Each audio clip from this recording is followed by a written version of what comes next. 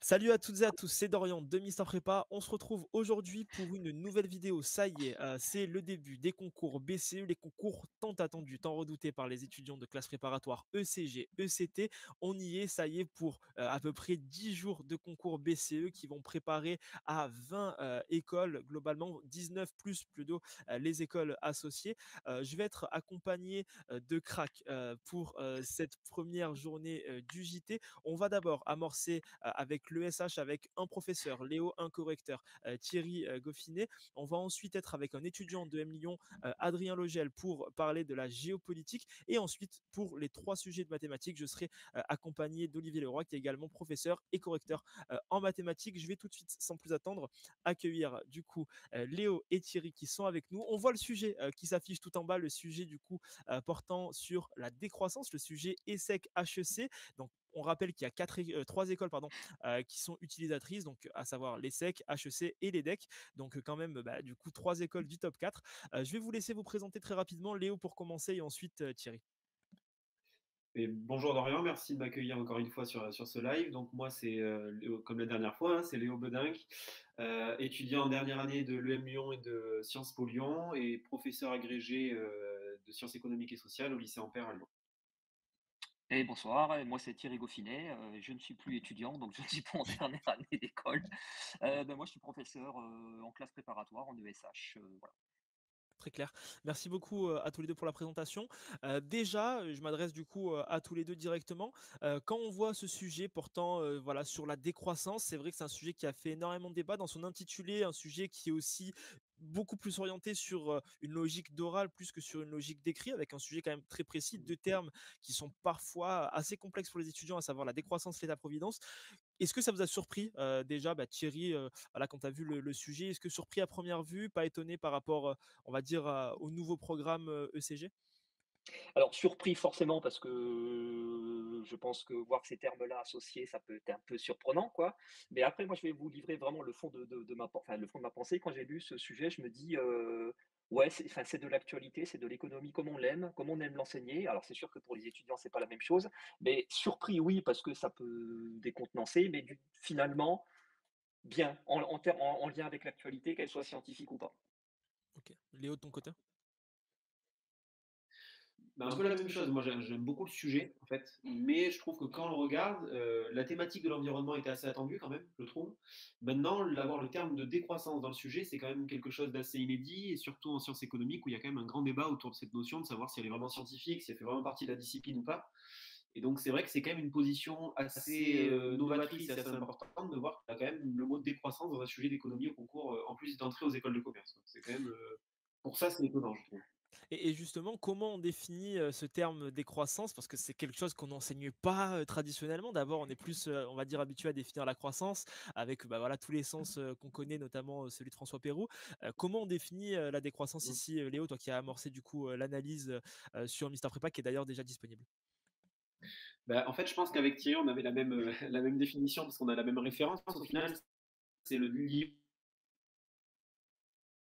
très clairement orienté l'idée du concepteur de sujet de HEC ESSEC, hein, qui est le livre de Timothée Paris qui s'appelle Périr économie de la croissance.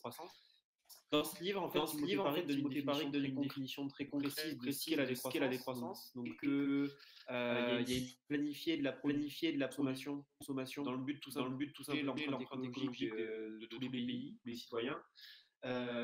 Et ça se faire dans un souci de bien-être social.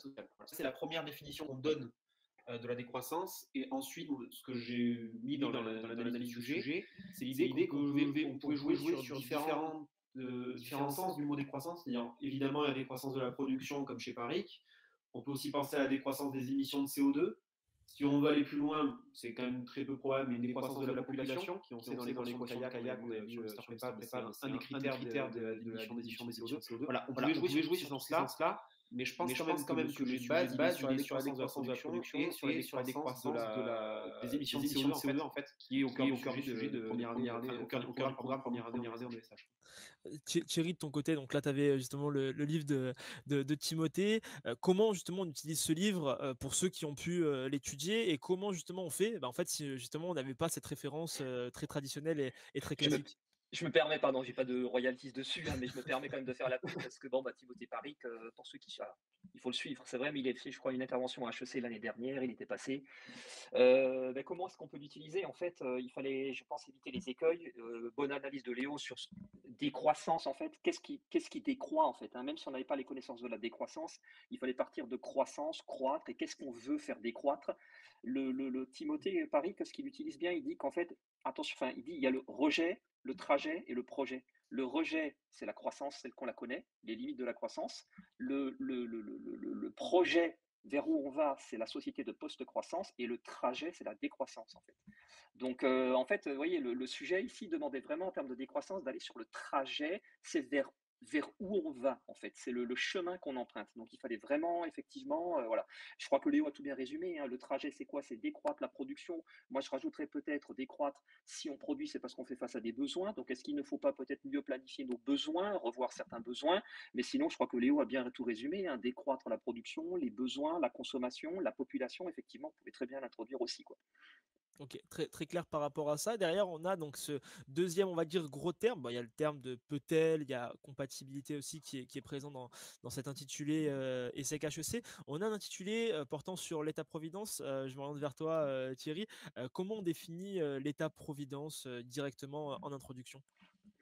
État-providence, très, enfin, j'allais dire, c'est relatif, ça, normalement, ça doit être connu par tous les préparationnaires, hein. L'État-providence, le mot de providence, c'est cité, je crois, par un député, Émile Olivier, dans les années 1860, il me semble, qui disait que justement, la providence, telle la providence divine, l'État se mettait à couvrir tous les risques sociaux des individus. Au début, c'était vu d'une façon péjorative, mais s'il faut le définir de façon très simple, l'État-providence, c'est quoi? C'est l'État, donc les pouvoirs publics, qui finalement monopolise d'une certaine façon la protection sociale, la couverture contre les principaux risques sociaux de l'existence. Donc un risque social, c'est tout simplement un événement qui engendre une perte de revenus et ou une augmentation de dépenses pour les individus.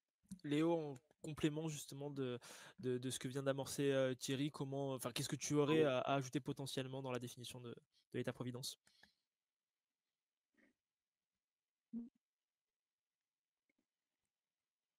Ah non, on a un petit souci, Ben, de du mon côté côté, moi, je de partage Léo. complètement Léo, la essaye de te définition de reconnecter. l'État-providence. Je Il y a rajouterais eu un petit juste une souci notion de qui est celle de connexion là-bas. distinguer. Thierry, du coup, on s'oriente un petit peu plus en profondeur, Providence, sur, bon, l'intitulé, du coup précis parce du que sujet. c'est Donc là, on a un terme du coup avec enfin le terme de pouvoir, du coup donc avec le verbe pouvoir donc dans, peut-elle être, compatible justement? Comment on arrive à définir ici ah, et comment du coup ici est-ce on que c'est bon amène là? Est-ce que la c'est bon là? problématique du sujet, du coup entre le lien entre la décroissance et ta providence? Alors le terme compatible, ça vient du latin compatibilis, qui veut dire s'accorder avec, qui va avec. Et je crois moi que moi j'aurais pris vraiment le sujet comme une question rhétorique. Et quand vous regardez les sujets d'HEC, souvent ils disent que les candidats ne prennent pas position. Moi je crois que la question n'était pas oui ou non. On le sait et tous les auteurs sont d'accord là-dessus. La décroissance doit se faire avec l'État-providence, c'est nécessaire. Donc s'accorde avec, oui, c'est même nécessaire. L'État-providence est même nécessaire pour cette décroissance. La décroissance étant entendue comme le chemin qui va de la croissance telle qu'on la connaît aujourd'hui vers la société de post-croissance. OK, c'est assez clair et là, on a une question qui nous a été posée, par, Aymeric. Qu'est-ce qui pouvait être attendu en accroche par, le jury justement, Thierry? Alors l'accroche, qu'est-ce qui pouvait être attendu par le jury? Moi, j'allais dire qu'une bonne accroche, mais j'aurais pris par exemple une phrase, je crois que c'est Edgar Morin qui disait que pour décroître, il faut d'abord décroire. Parce que la croissance est une croyance. Et là, on pouvait relier avec tous les éléments du programme de première année sur ce qui est lié au développement un petit peu Gilbert Rys. Est-ce que le développement ou la croissance est une croyance, un mythe dans les sociétés occidentales? Donc moi, j'aurais peut-être travaillé un petit peu sur cet aspect-là. OK, très clair. Léo qui est en train de se reconnecter et de venir avec nous. Donc là, il sera là dans un instant. C'est bon, Léo est là. Du coup, donc Léo, là, une problématique que toi tu as proposée. Du coup, donc là, on va aller un petit peu plus dans le cœur du développement. Donc là, voilà, on a défini tous les termes. On a eu une proposition d'accroche qui nous a été soumise par Thierry. Maintenant, comment on rentre dans le sujet et comment on va structurer son sujet, donc notamment par rapport toi au plan que tu avais amorcé. Bah, en fait, bon, déjà rappeler quand même que la problématique et le plan, c'est pas quelque chose d'universel. C'est-à-dire que c'est Bien pas sûr. parce que moi je propose ça que évidemment les étudiants ont tort s'ils ils ont proposé autre chose, hein. Moi, la problématique que j'ai proposée, c'était dans quelle mesure la décroissance des émissions de CO2 et la décroissance économique au sens de Paris, c'est-à-dire la décroissance de la production, sont conciliables avec l'action et les modalités de l'action des États-providence. C'est-à-dire, en fait, j'essaye de distinguer deux choses dans les États-providence, c'est-à-dire l'objectif, donc la protection sociale, la réduction des inégalités, des choses très concrètes comme ça, mais aussi la modalité de l'action, c'est-à-dire en quoi, par exemple, la modalité de l'action de l'État-providence par essence, qui est les prélèvements, qui sont les prélèvements obligatoires, en quoi ça c'est compatible avec les objectifs de la décroissance. Donc, par exemple, une taxe carbone permet de financer la protection sociale et l'État-providence en même temps que faire décroître les émissions de CO2. Voilà. Donc c'est pour ça que j'ai utilisé ces sens-là des mots décroissance et État-providence dans la problématique. Ce qui mène au plan derrière, tu veux que je dise le plan aussi, c'est ça? Ouais, si tu peux amorcer un petit peu la Euh, chose. Mais donc en fait, le plan, moi, il tourne autour de ces deux notions de décroissance, justement, de dire aujourd'hui, dans les courants de l'analyse économique, il y a très peu de croissance qui engagent les croissances des émissions de CO2 compatibles avec l'action de l'État-providence. Aujourd'hui, c'est plutôt un constat qui est. Par contre, les parties 2 et 3 sont sur l'idée que le lien entre décroissance économique et État-providence n'est pas évident. Et que là, pour le coup, il y a un vrai débat. Et donc, c'est ce qu'on essaye de voir en 2 et en 3. Et justement, donc le sujet est posé dans un sens qui nous amènerait directement à dire bah oui, c'est évident, la décroissance elle est compatible avec l'État-providence parce qu'il y a des objectifs qui peuvent être communs, du moins directement liés. Thierry, justement, pour revenir un petit peu sur l'aspect définition que tu as pu avoir, notamment de ce terme compatible, qui est un peu finalement le liant et un peu le cœur entre la décroissance et l'État-providence, est-ce qu'on pourrait pas de fait orienter le sujet d'une autre manière et de fait se dire bah, la croissance, est-ce qu'elle est incompatible avec l'État-providence ou alors est-ce qu'on rentre dans le hors-sujet justement parce que là il y a quand même des frontières assez frileuses on va dire avec le hors-sujet auquel peut-être beaucoup de candidats se sont confrontés. Alors moi, si je me base de nouveau que sur effectivement la pensée de Timothée Paric, enfin, je répète ce que j'ai dit avant, effectivement, Timothée Paric lui dit clairement que la croissance, c'est le rejet, c'est ce qu'on rejette. La décroissance, c'est ce qui nous amène. Donc moi, je n'aurais pas parlé de croissance, parce que je pense qu'on serait vraiment dans le hors-sujet, et parler de croissance, on réciterait un cours qui serait complètement hors-sujet. Non, moi, je serais vraiment resté sur, comme l'expression la route de Mar, le fil du rasoir, hein, décroissance et État-providence. Et j'aurais bien insisté effectivement sur l'État-providence, comme tu l'as dit Léo, en fait, l'État-providence, un État-providence qui est renouvelé. Il faudrait peut-être le revoir, réformer. Est-ce que c'est une réforme radicale? Est-ce que c'est des réformes incrémentales? Mais c'est ce que je disais, pardon, juste, hein, je me permets, en entrée en matière à Emmerich, je crois que c'était juste avant. Pour décroître, il faut décroître d'abord. Il faut enlever cette croyance en la croissance, etc. Mais je crois que l'État-providence, c'est pareil. Il faut peut-être revoir notre conception et aller vers des choses telles que le revenu universel, la garantie d'emploi, hein, qui est notamment du côté de la gauche américaine, qui est souvent avancée. Et donc revoir fondamentalement cet État-providence, un État-providence renouvelé. Ok, c'est assez clair. On a une question de Lisa qui nous a dit c'est bien de parler de Timothée Paric, mais si on ne connaît pas l'auteur, comment faire? On est mal. euh, Comment s'en sortir si justement si on n'a pas Alors, on aurait pu travaillé citer cet aussi, auteur-là qui est quand même pardon pour Lisa, mais incontournable si sur on ce ne connaissait sujet-là? pas Timothée Paré, qui est un autre auteur anglo-saxon qui s'appelle Matthias Schmelzer, hein, qui est aussi très connu dans le domaine. Alors, si on ne connaît pas les deux, je reprends ce qu'on avait dit avec Léo tout à l'heure, en fait, hein, si on ne connaît pas les deux, il faut simplement se poser peut-être un peu plus longuement, 15-20 minutes, voire 30 minutes, et se dire décroître, ça veut dire quoi?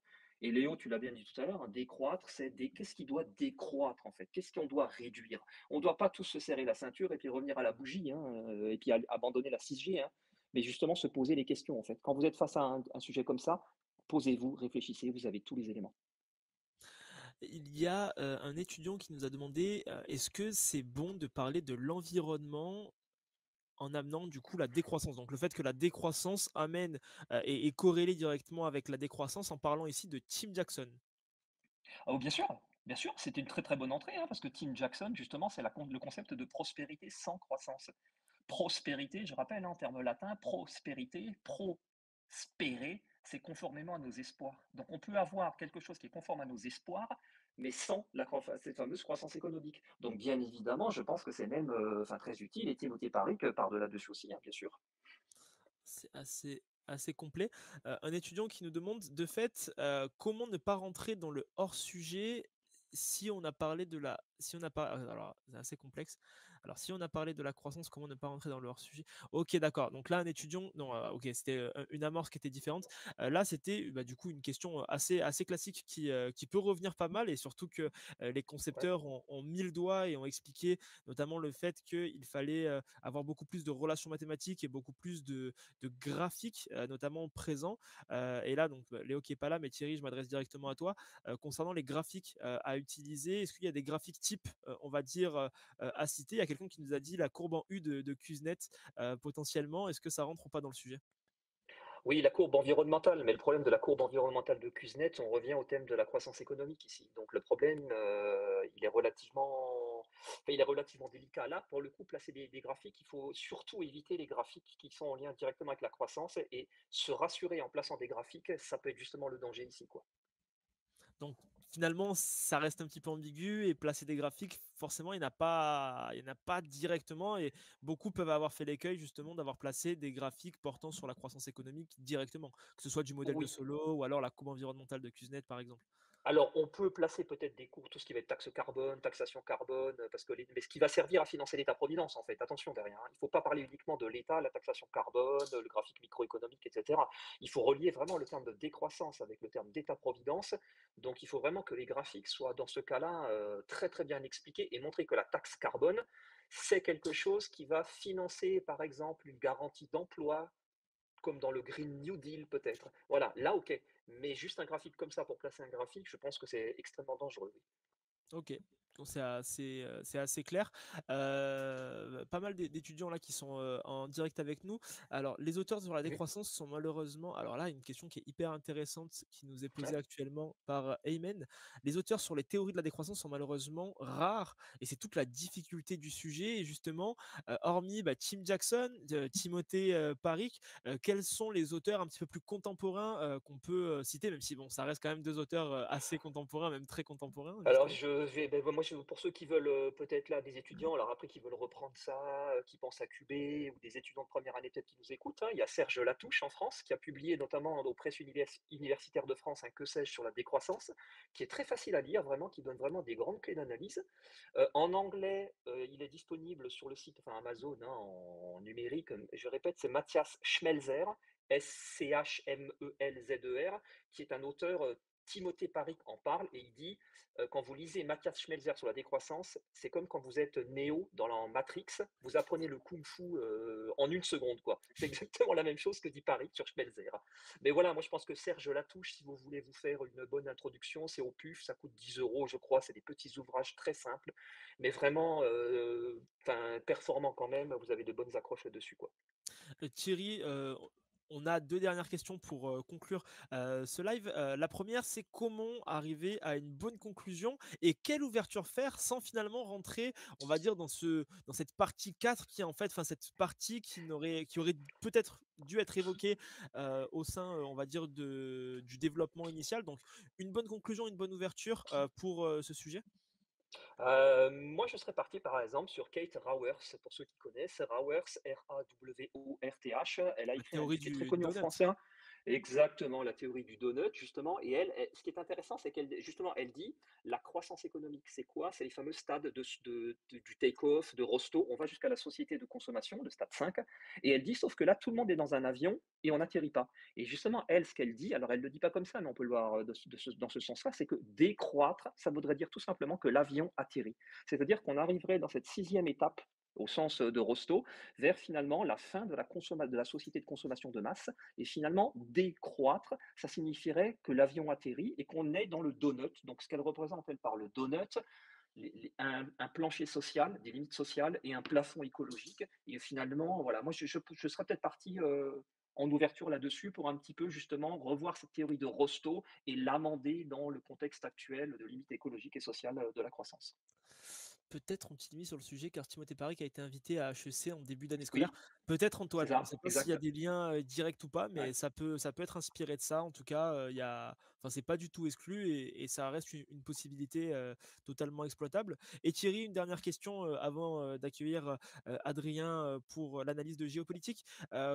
qu'est-ce qu'il faudrait faire avant l'ajustement, on va dire, de vendredi et cette épreuve d'ESH, ESCP Schema qui vaut pour toutes les écoles hors Ecricom et hors HEC, SEC et EDEC. Quels sont les ajustements et qu'est-ce qu'on peut faire avant vendredi?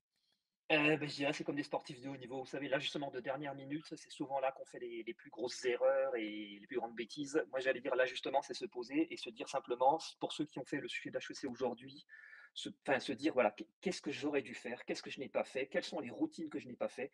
Quelles, finalement, les différentes étapes que je n'ai pas su respecter? Et moi, je vous donne juste un conseil pour vendredi, pas de panique.